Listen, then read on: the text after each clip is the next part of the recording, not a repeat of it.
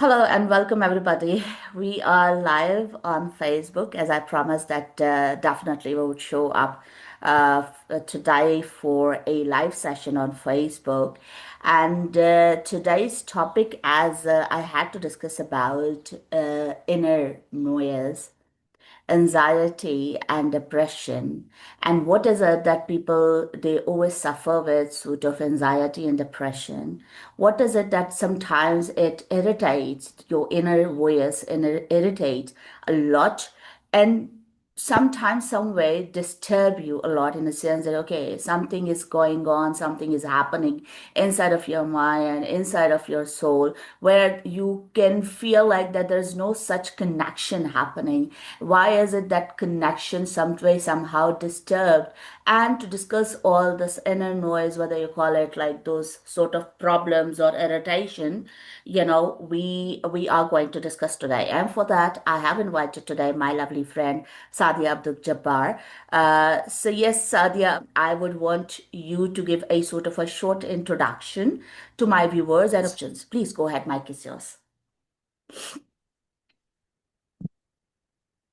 As you know, I'm Sadia Abdul Jabbar. I am NLP Master Coach and Brief Psychotherapist, Life Skills Trainer, and I have been working in for 2 years.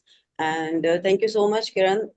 You invited me here as a guest speaker. So I would love to discuss with you about the inner noise, anxiety, and depression. I hope so. This topic will help our audience a lot. Thank you Definitely, so of much. course. Yeah, pleasure to have you. Thank you so much for a short and nice introduction. Now, if we begin about a topic about inner noise, about anxiety, about depression. What is this inner noise? If you deal with your sort of clients, they would come definitely with sort of like, problems and issues and sort of giving you a lot more sort of. Whether you can say reasons, multiple reasons, where they wouldn't feel a sort of a peace in their inside body, in their mind, in their soul, and they would be just, uh, telling you in the sense that, oh, okay, we are fighting with something. This is something going on like on a very higher pace, very higher scale, but we cannot detect it. We cannot find it. What is going on in our mind or with our body or with our sort of. So, how do you see to this inner noise, and how do you deal with those clients when they come and they explain and discuss with you about inner noise? Please go ahead. We would begin from here. Okay, as far as my clients are concerned, usually people come to me and they show up with the symptoms of depression and anxiety. They feel there is not peace in my mind and constant. I am just thinking about and some past events are recalling. Someone taunt me, someone hurt me, and some kind of accident happened in their life and.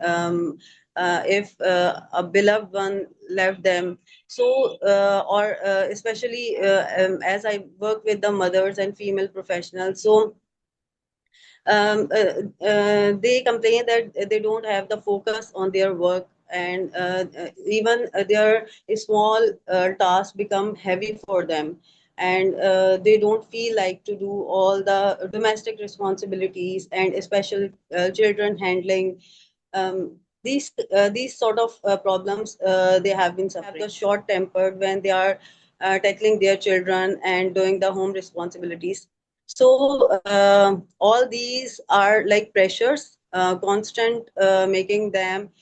Usually, people complain that they feel heaviness or they feel so much tightness in their chest, and they feel that their thoughts are choked and trembling in their body parts, shivering, or sometime when the symptom goes intense, so they feel like their mind is not working properly. Suppose you gave some sort of science. I also wanted to discuss about anxiety and depression. Before going for sort of remedies and treatments and what could be the therapy and like for how long a period of time would it take and what would be the recovery, all those things we definitely going to discuss, but not in like 45 minutes, but we'll see as per the response of my audience that they really want to have a full session, maybe more than like, a longer session on this. So definitely we would just, get back to it. But what about like when we say anxiety and depression, what could be those signs when your clients maybe or people they would just in general they would feel like yeah they are having a sort of an issue of anxiety, and when that anxiety would turn into depression, what would be the level of that? And one of my client, I just want to tell you some signs of anxiety with the story of my client. My client, she was blessed with each and everything, and she was a mom of alhamdulillah three adult kids, and she was having a very blessed life, and she had even a religious mindset. But in spite of that, she had so many fears of regarding if she had the habit that if she hear any kind of news or on social media about any health issues or people who are suffering um, and different problems around her. So she assumed that it's going to happen with me also, with my family. And these kind of thought used to make her anxious, that if she heard about someone is suffering with the cancer or any kind of health issues, she just assumed that it's going to happen with me or with my family, with my husband. So these kind of thought make her anxious so much, and she was not able to feel the happiness or joy in her life. Or if it comes about the kids, so she was always worried about her kids health. They are going outside, they are not safe, they are not protected. What happened if they meet any kind of unpleasant experience? My girls, if they get married, what will happen after the marriage with them? So these kind of thoughts constantly coming to her mind. So these are the signs that a person is constantly thinking about herself, her health, or about their family members. If you compare anxiety and depression both together, what do you think that those anxiety signs, which if somebody is just having, it is also like to cope up, and people would come out of it like so instant, or you're gonna be taking more time, which way you deal your clients in that way in that regard, and what about depression when somebody would have a sort of depression in just xyz reason. How do you see that your clients they were recovering so far so soon, and what could be like sort of the time period for them, what's like most concerning, most dangerous in the sense that yeah this anxiety is something like for patient to cope up or for clients to cope up, but depression is something we're going to be taking more time. How do you see it? Please go ahead. Yes, Kiran, as far as depression, I think so. As I have treated my clients, so depression is severe than the anxiety. The signs of depressions, because due to the depression, client become or a patient become the traumatized, and they become the victim of their past events. So it takes little long time to heal with the depression, because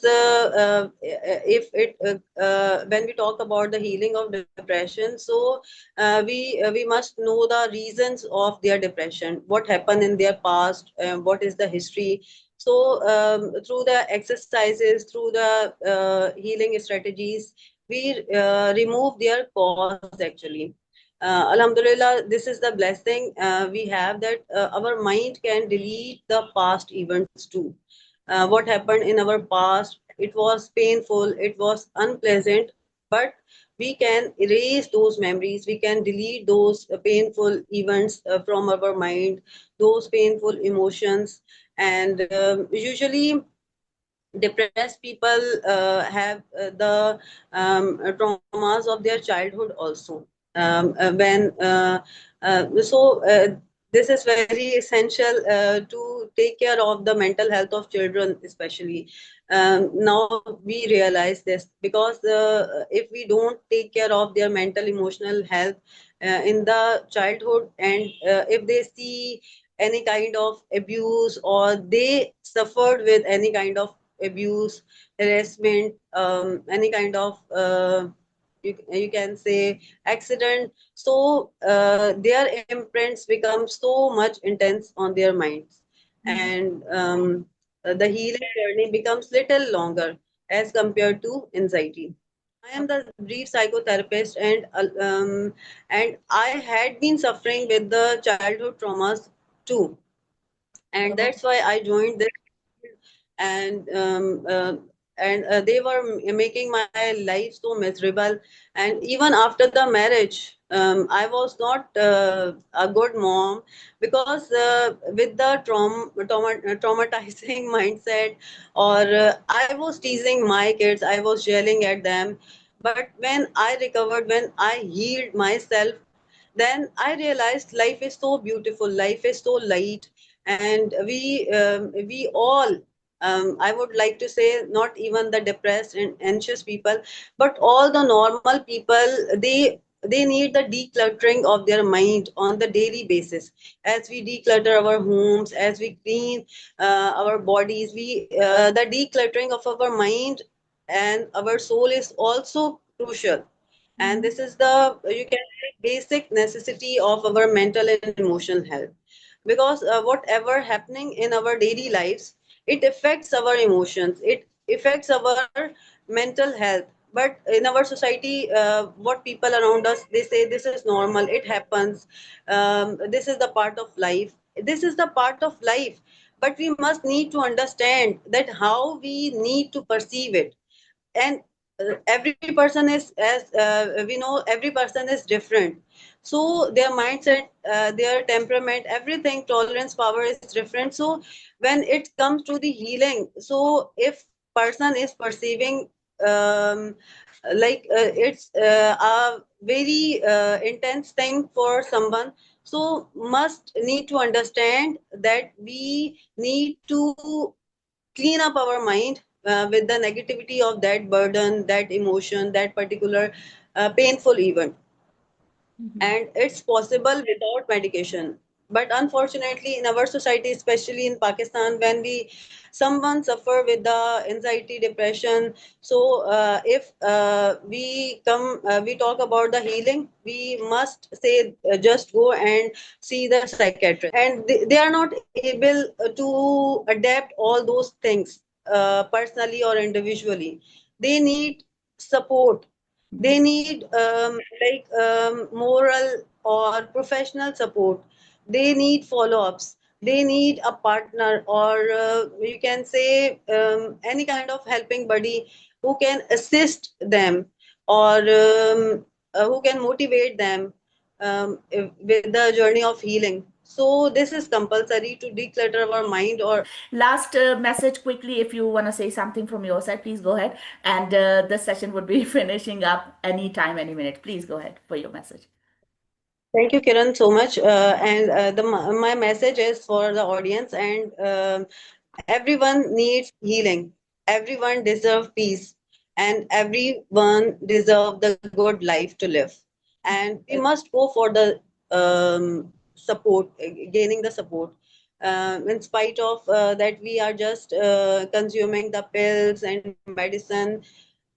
Go with the flow and go with the natural ways of healing. So if one person heal, it means society heals, and it recovers and it flourish. So message is healing is compulsory and healing is crucial for everyone, especially for the women, because our more than half of the society is depending on the women, and we are not alone. We are running our homes, our generations. So we must have to come out from our traumas, because a healed mother can um, promote or can make the leaders in our society. Thank So you this so is much. my message. So much. Maybe my last quote, I would be able to finish it up or not, but I've also heard about this quote that somebody said, like, give me good mothers and I'm going to give you a good nation. So with this last note, thank you so much signing out. This is Kiran Zakir, and soon going to see you again in any other live podcast or maybe something like, recorded, but definitely would publish that on my channel too. So wherever you are, take good care of yourself and bye-bye. Allah Hafiz. Okay, salam.